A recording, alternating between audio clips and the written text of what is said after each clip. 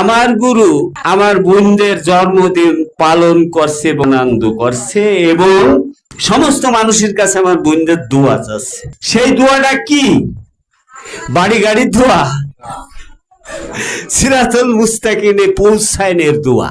আজকে এই সমাজের মানুষ সন্তানের জন্য সিরাতুল মুস্তাকিম পৌঁছায়নের দোয়া কারুর কাছে চাচ্ছে না। চাচ্ছে কি? কারণ কি? যে যে জায়গায় বসত করে সেই জায়গার কথাই সে বলে।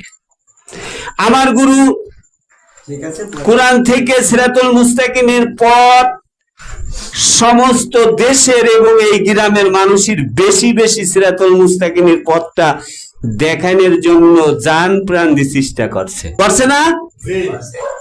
কিন্তু তার কথাকে ডিলেট করে দিয়ে পাগল সাব্যস্ত করছে।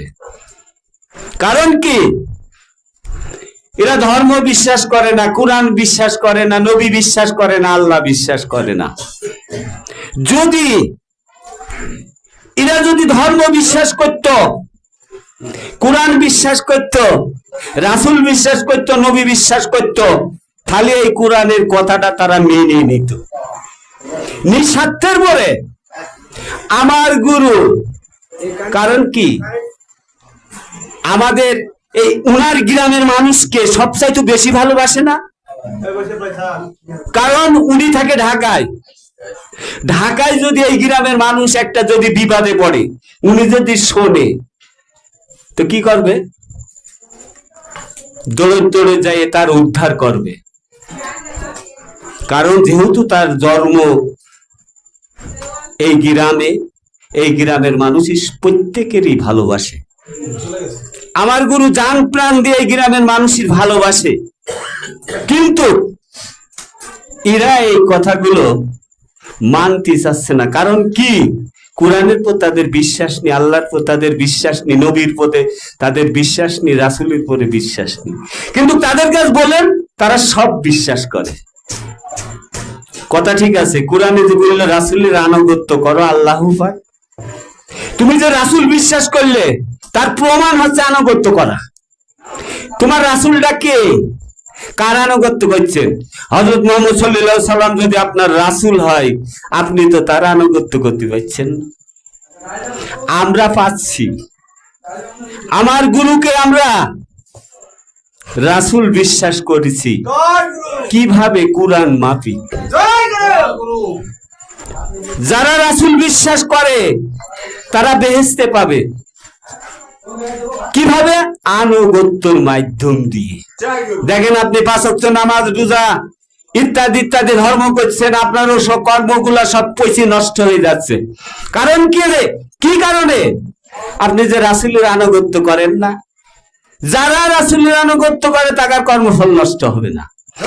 আপনি এই কথাটা বিশ্বাস করছেন না কেন? কোরআনের বিষয় যে, কোরআনের কথা যে, সূরা আল-আযব 33 নম্বর আয়াত। কারণ কোরআনের কথা যদি আপনারা বিশ্বাস করতেন, আল্লাহকে যদি ভয় করতেন, নবীকে যদি বিশ্বাস করতেন, রাসূলকে যদি বিশ্বাস করতেন, আমার মনে হয় এই পথে চলে আসতেন।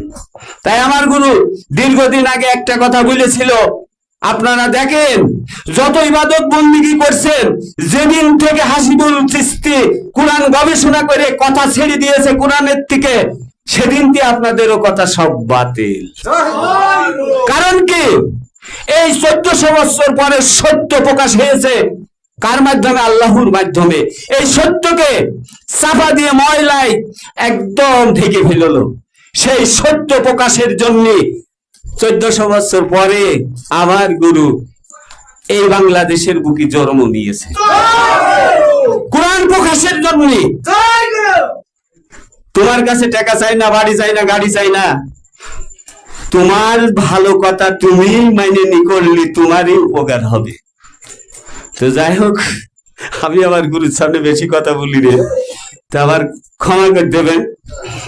আমি সবাই কাছে আমি দোয়া চাই, আমরা যারা এখানে আছি সবাই যেন আমরা যে রাসূল বিশ্বাস করেছি সেই রাসূলের চরণ যেন না ভুলে। দয়াল আমার গুরু দীর্ঘদিকে করুন, সত্য প্রকাশ করুন, আল্লাহ তুমি তাকে শক্তি দিয়েছো, আরো বৃদ্ধি করো সেই শক্তি, এই সিরাতুল মুস্তাকিমের পথ প্রতিষ্ঠিত করে সে যেন জাতি পারি। জয় গুরু।